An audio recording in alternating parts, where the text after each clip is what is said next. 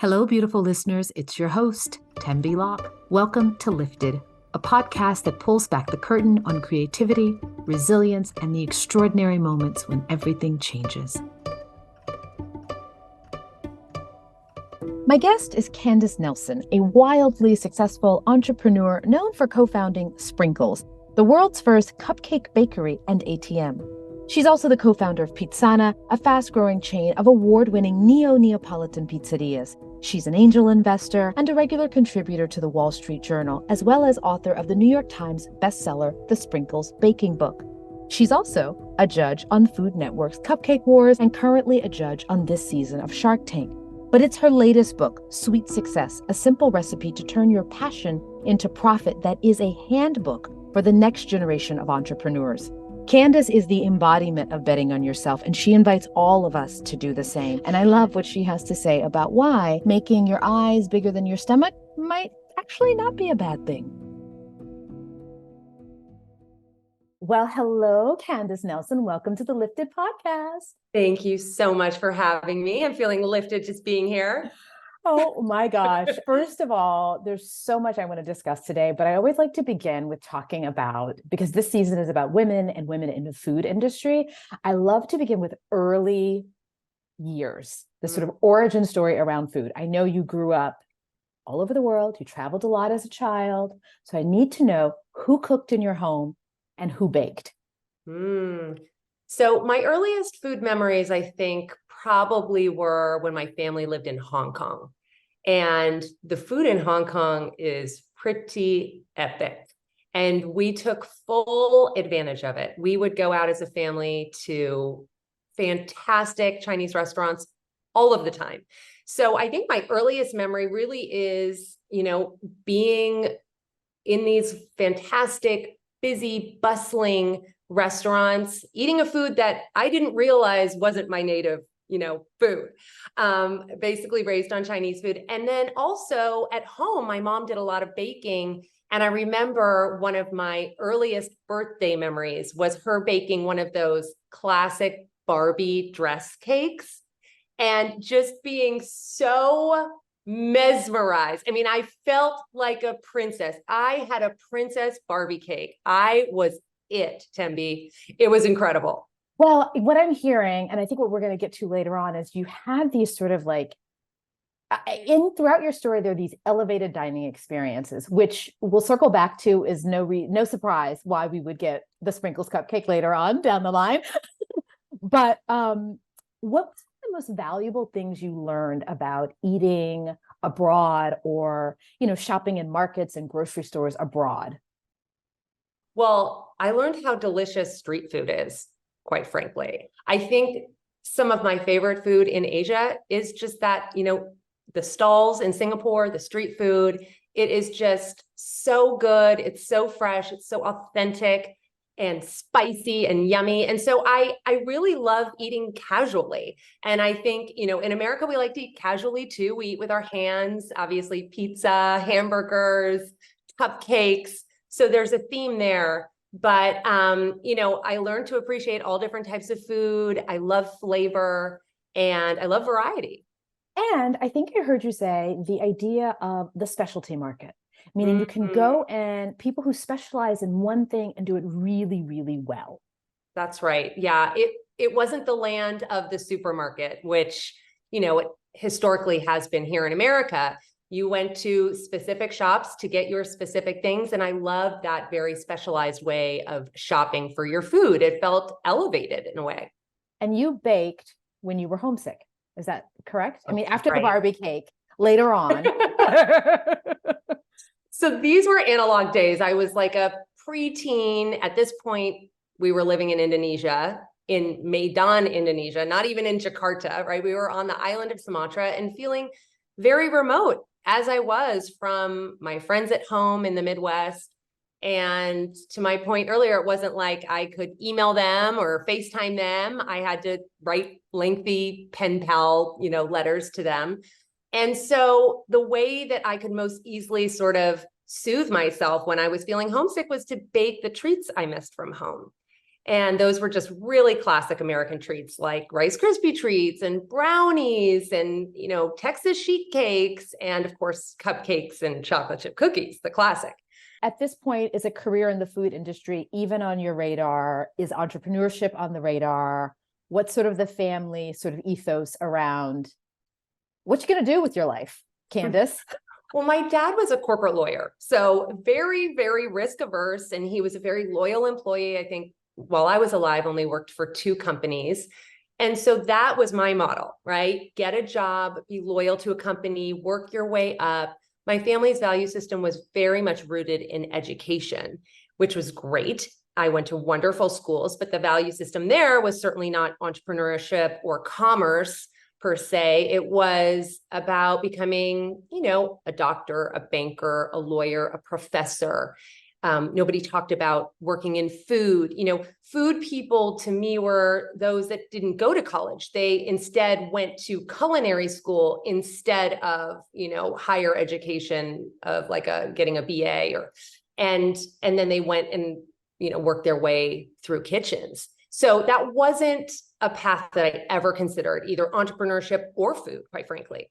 Well, I'm going to suggest that everybody who's listening or watching read or download and listen to Sweet Success, your book. It is a must read for would-be entrepreneurs. And it really is doing what you say in the book, which is inspiring this sort of next generation, and particularly like the thinking around entrepreneurship. I know I learned so much about my own business, and in it, listeners will get sort of the trajectory of Sprinkles, because I know everybody wants to know like everything about how did she do Sprinkles? What happened with Sprinkles? It's all in the book. Get the book. But I do want to zero in on 2 Sprinkles moments, 2 like early origin story moments. One is the red eye to Chicago. And the second one is this late night craving. And the reason why I want to ask about those 2 moments are because I think they tell us a lot about the entrepreneurial mindset. Mm-hmm. So why are those 2 moments so seminal in the Sprinkle story? I think there comes a time in every entrepreneur's life where you're faced with an opportunity and you have no idea how you're going to make it happen, but you have to say yes and just figure it out. And so that was my Oprah moment. My husband was my co-founder in Sprinkles, and we had been open for maybe 8 months. Our first bakery was in Beverly Hills, and we had really opened to instant success. We had lines out the door from day one. And this is not to sound braggadocious.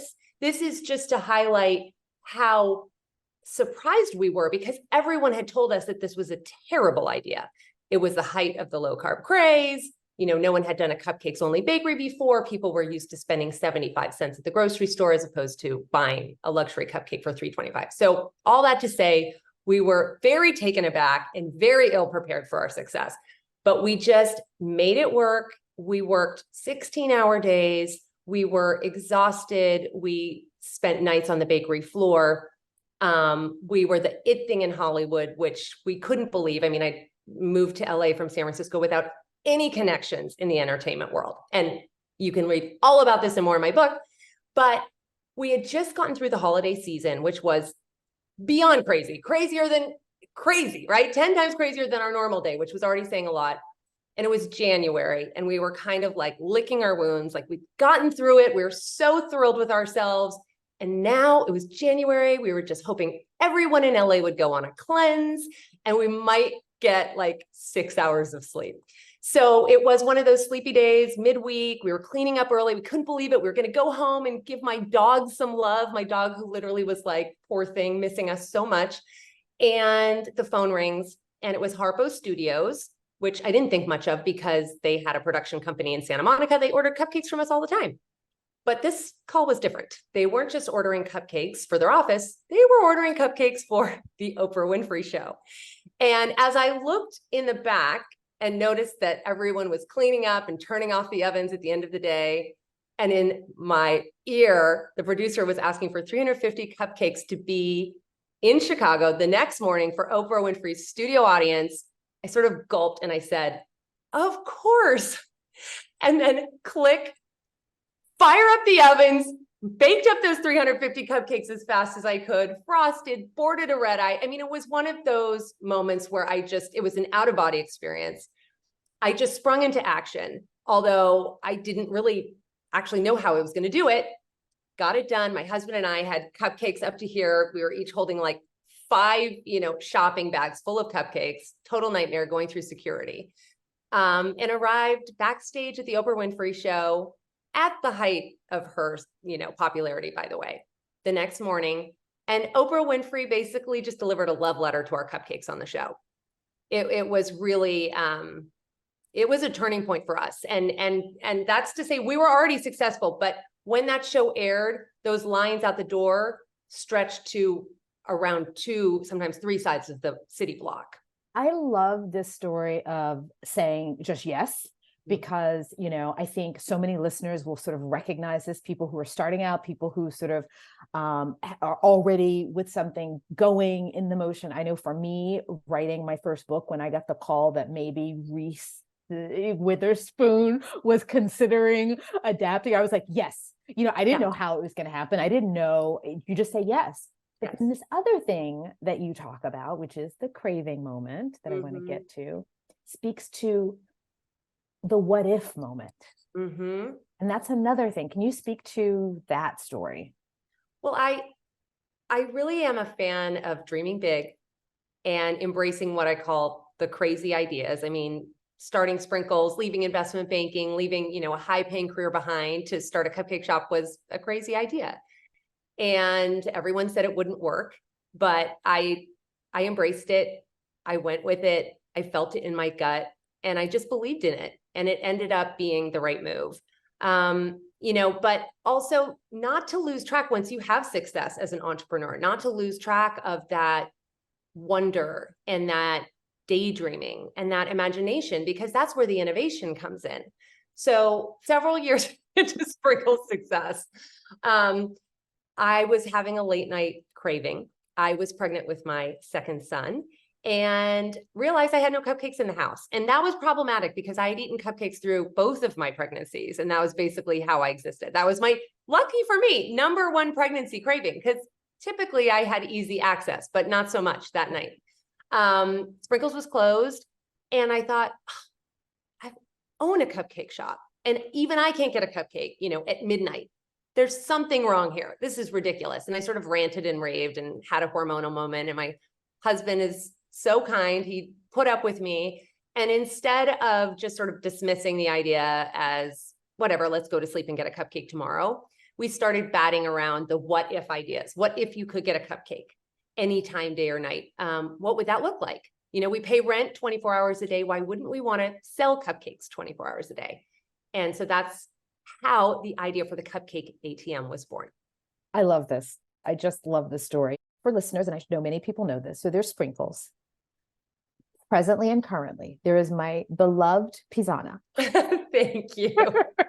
and also that is, how you sort of make the trajectory from cupcakes to pizza, which at first people might be like, well, what do those two things have to do with each other?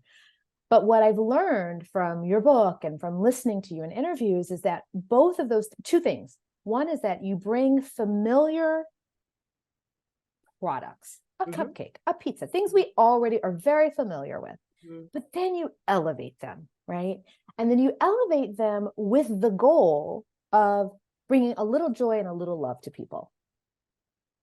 And that is a part of so the baking, pizza are the passion maybe, but the purpose is the joy. Yes, the purpose is the joy and the connection, right? I think having grown up, moved, to multiple countries, moving every 2 years. If I wasn't moving, my friends were moving. It was expat life. And so it was lonely at times. And so I was always searching for that feeling of connection and belonging. And where I found it often was around a table or in baking my favorite treats. And so this sort of connectivity that I find through food is really important to me. I think it's much more meaningful even than, a delicious slice of pizza or a delicious piece of cake. It's the fact that we can all sort of come together and eat and agree on the fact that pizza is delicious, and it transcends cultures and age groups and so many things. And in a fractured world, a moment of just unifying around a great slice of pizza, I mean, is just wonderful. And your both sprinkles and Pisana, both, I think, on the consumer end. I mean, I can only speak for myself, but like they arrive in our lives as a way to be like, okay, this week was totally bananas and crazy. Let's go get some pizza on a Friday night, right? And I know it's going to be delicious. It's going to be fun. The service is great. And those feel like very intentional things that you brought to the marketplace. You didn't just be like, oh, I'm going to make pizza, generally speaking. It was like, no, it's going to be elevated. The ingredients are going to be very specific and carefully sourced, and it's got to bring joy. Mm-hmm. Yeah, it can't be too fussy. It has to be special, but it can't be too complicated or fussy. It has to be easy to love and better for you and bring people together and feel joyful. You said, make your eyes bigger than your stomach. What the hell do you mean by that, lady? Because I love it. I love everything about it. It's a food metaphor, it's a stomach metaphor, and it's also embracing expansion. So break it down for us. Yeah, I think, depending on what generation you are, I know I was raised with this adage of like, your eyes are bigger than your stomach. And that was a negative thing, meaning you'd piled your plate too high, you'd wasted food, right? And just be more careful. But I think as women, we're sort of conditioned to be careful and walk sort of softly and more silently through the world and not stir up too much of a fuss or noise, right? And so I encourage women to sort of put all that aside and dream really big and make a lot of noise and go after your dreams and just sort of deprogram yourself from that socialization that some of us have been put through in our society. So go ahead and pile up those dreams as high as you can on your plate and dig in. I love that. Since the founding of Sprinkles and its incredible success, you have also become a serial entrepreneur. So there's the co-founding of Pisana, which we've talked about, and you now have CN2 Ventures, where you provide seed money or angel investor, right? I think we both know Quentin Benny. Yes. And their company Equity, spelled TEA. So for those listening, try some. It's so good. It's so good. It's so good. I know you're going to be on Shark Tank this season as a guest. I am. I'm a guest shark on season 15. The premiere is September 29th. I don't know when this is coming out, but I'll be on several episodes this season. And if you don't catch it on ABC, you can stream it on Hulu. So what are the things that get you excited about either a company or an idea that you see in a founder? I think I'm pretty consistent with this because I'm investing at the early stage. And frankly, this is true at any stage. So I don't know why I have to, clarify that. But I think it's even more important at the early stages. I'm looking for a founder who is just obsessed.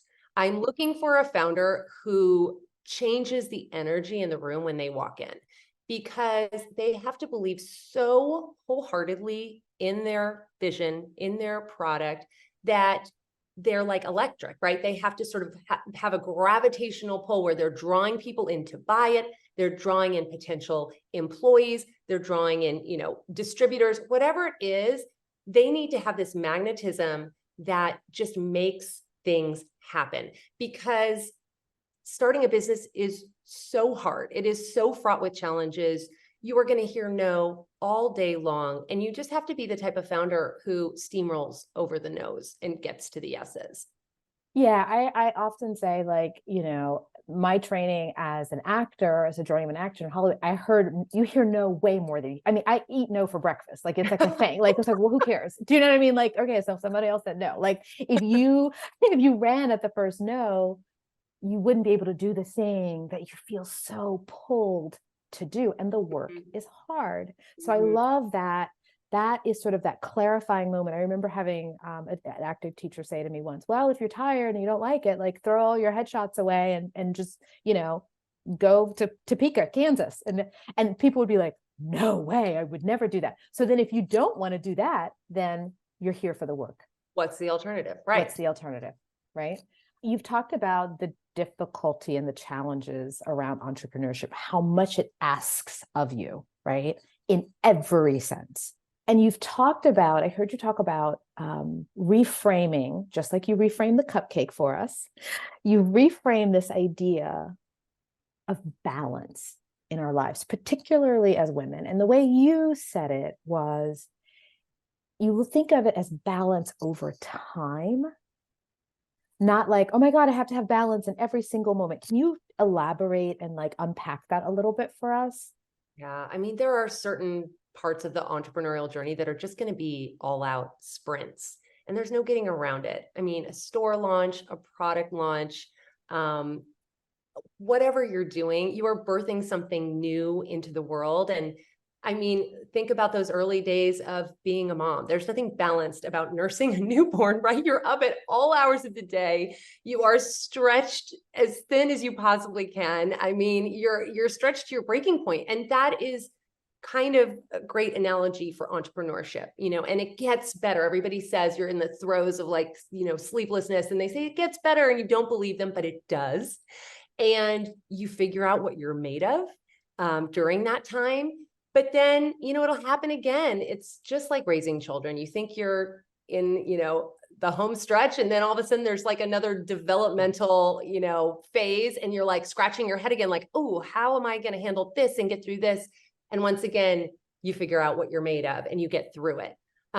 So I do know, and with good reason, that mental health and balance is on so many people's mind, particularly on the heels of the pandemic.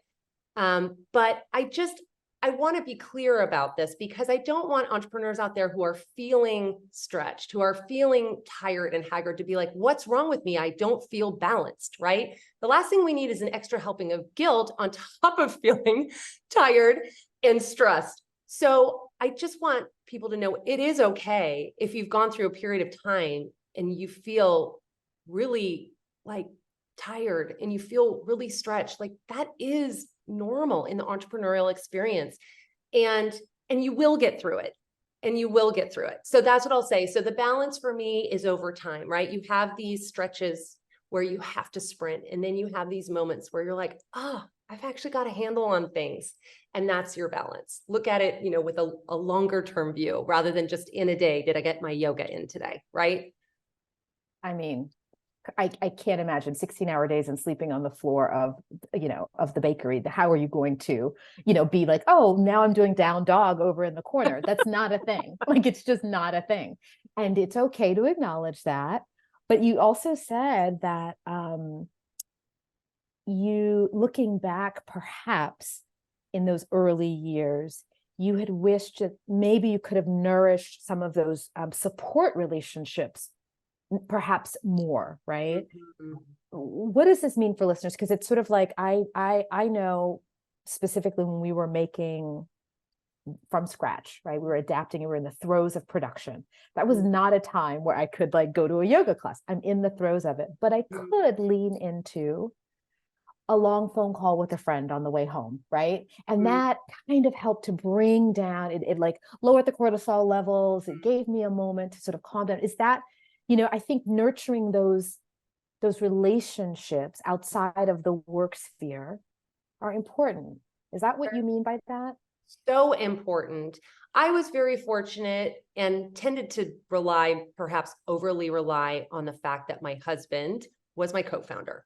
And so we were each other's support, but sometimes you need to go outside the family. You need to go outside of work, right? Like, there's a lot going on in that relationship.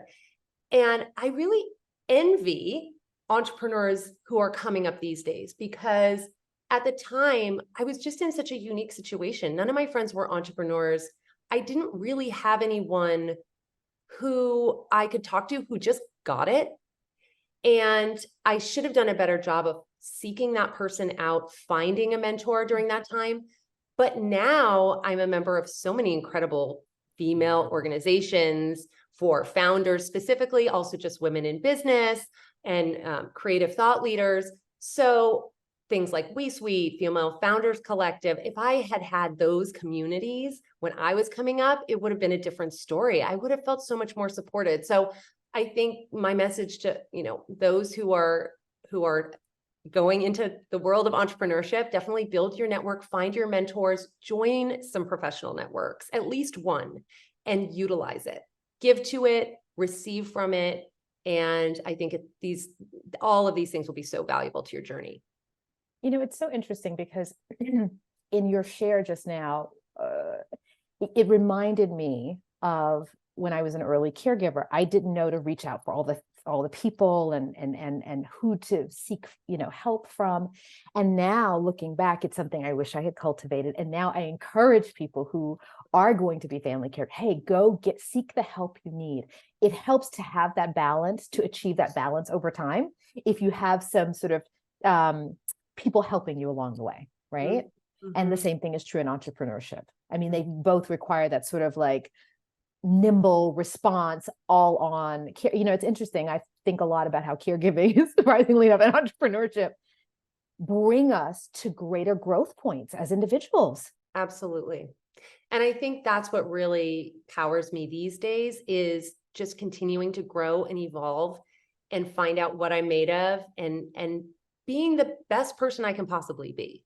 Right. Because at a certain point, people say, oh, well, you were successful. What next? I'm like, no, we're going to keep on keeping on. Like, what's the next challenge? What's the next no I'm going to hear? I want to get flattened again. I mean, not really, but you're not growing unless you are being told no and feeling crushed from time to time. So I love the feeling I get when I get to the other side of that, when I realize like, oh, I was strong enough to get through that. That period of growth to me is everything.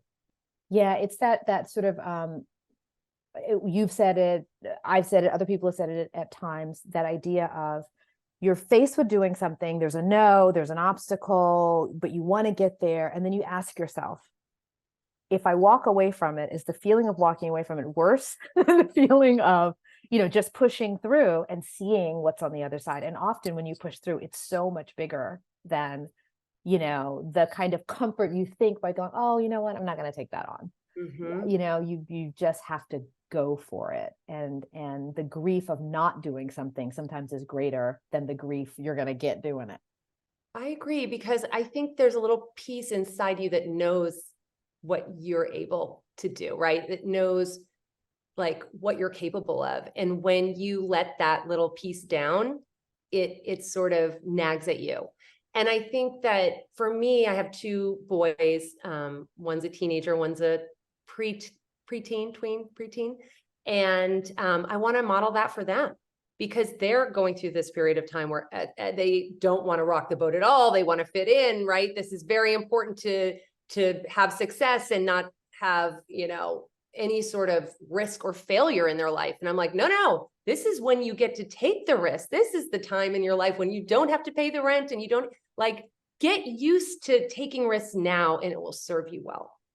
Who are the people who have lifted you along the way to your success? I mean, that's part of the reason why I do this podcast, is I love sort of learning all the different facets and the spectrum of the way people perceive and accept and give help to lift others up. Who helped you along the way, and who have you helped lately? So I'm going to pinpoint one. There have been so many people who have helped me along the way. Starting from, I've never met her, but Mrs. Fields. I mean, Martha Stewart, who I have met, but I mean, I'm not calling her every week. But, they kind of were my expanders. They helped me know that being a woman in business and in the domestic arts or food is possible and is a strong thing to do. And, but I will speak about one in particular. So when my husband and I moved to LA, we'd made the decision to open Sprinkles, and we were looking for bakeries. Here we were, two out of work investment bankers. We'd never operated, a retail business before. We had no idea what we were doing.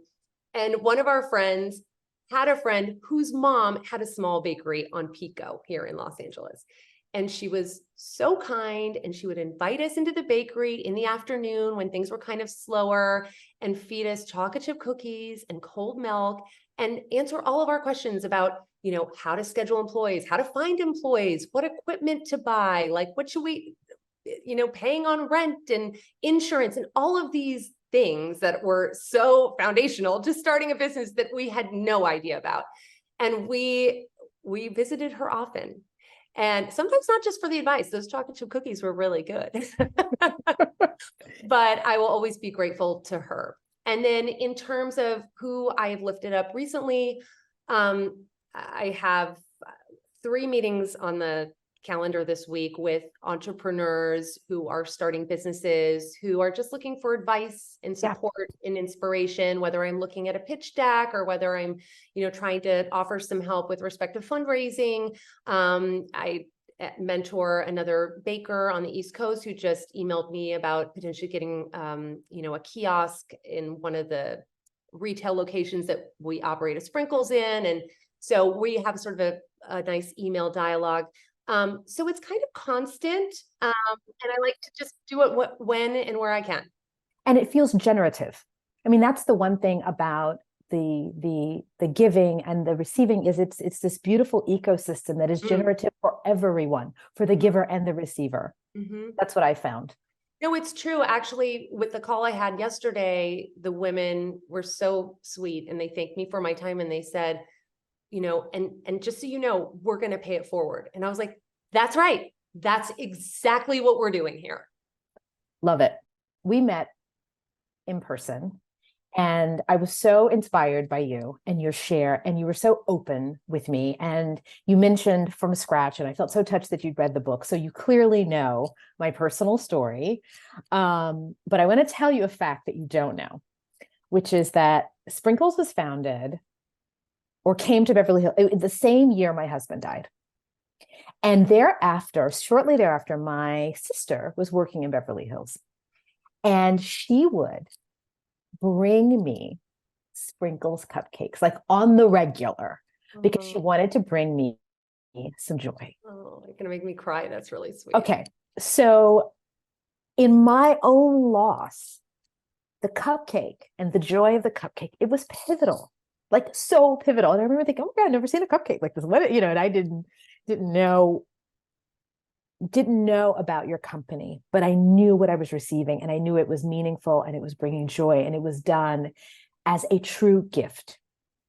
And it felt special. And it were all the things that I needed: joy, deliciousness, beauty. And it makes me think about food and loss, and like they sit side by side. So I want to ask you about food and loss. And like, is there a certain go-to meal or a certain flavor or a certain memory you have around a particular food at a time of loss for you? I think if I could speak maybe more generally to the idea of being comforted by food, I think, for me, it's always been, no surprise there, but sort of carbs, right? That is, people do ask, like, what's the deal with the cupcakes and the pizza? I'm like, there are some similarities here. We got carbs on the brain. But those sort of true comfort foods for me have always been that. And I think it goes back to those early childhood memories of baking with my mom and feeling homesick and feeling comforted by the treats I baked in the kitchen with her. Yeah, carbs are absolutely essential. I'm not a proponent for bringing salad to grieving people. Me too. I can have the same effect. I received a ton of kale salads, and they were done lovingly and organically and all the things. However, I just wanted like warm carbs all the way. I'm honored to hear that Sprinkles played a part in some of the healing, or at least a spark of joy in that very trying time. Oh, absolutely. And I just wanted to share that back, because it's one of those things you never know, like where something you've created is touching someone in a really, really meaningful way. And I remember and I remember the impact of seeing just the art of it and being like, ooh, like, what am I looking at? That? Yeah, like, what am I looking at? This is great. One last question. This one I think is so important. I was watching a show about Halston, and there was a line of dialogue that says, creativity has no budget. And then a week later, I heard you say that when you were setting up Sprinkles, you would not buy secondhand equipment. You got the best stoves. You got the best equipment. And I was like, I'm hearing a parallel here. So because you're doing a bespoke, I know that word gets overused, but an elevated product, you weren't going to start it with a used stove. Is that correct? Absolutely. Also, there was a very practical reason for that. We needed the warranty because if our oven broke down, we needed them to come real fast to fix it. We had no idea what we were doing. Okay, I love that. I just want to include that in because some people will think like, oh my God, I gotta like bootstrapping means do everything on a dime. And you do have to be very judicious with your spending. However, that's strategy. Your strategy is like, not only does the thing need to work, but also I'm signaling the business that I want. Right, right. When you're building that brand initially, if you want it to be special, you do have to invest in it. And, Charles and I always say, if we had had investors, Sprinkles probably wouldn't have been what it was because they would have been scratching their heads at our initial investment in that first store. They would have been like, what are you talking about? You need custom oak cabinetry and, beautiful Bertoya stools and all of that. But that's what built our brand. And then at a certain point, once you scale, you're not necessarily doing all custom. You have it sort of set and you can bring budget into play. But at the outset, and not to say we were also very scrappy. We had boxes that were just off the shelf boxes that we turned inside out so that they looked custom because we didn't have enough money for a huge run of custom boxes. So we did what we could to be scrappy, but there were certain places that you really have to invest in your business. Candace Nelson, thank you for being on Lifted. This has been an absolute delight. Oh, thank you so much for having me. You are a delight. I'm so happy that we've connected. And thank you for doing this beautiful podcast that I know is inspiring so many.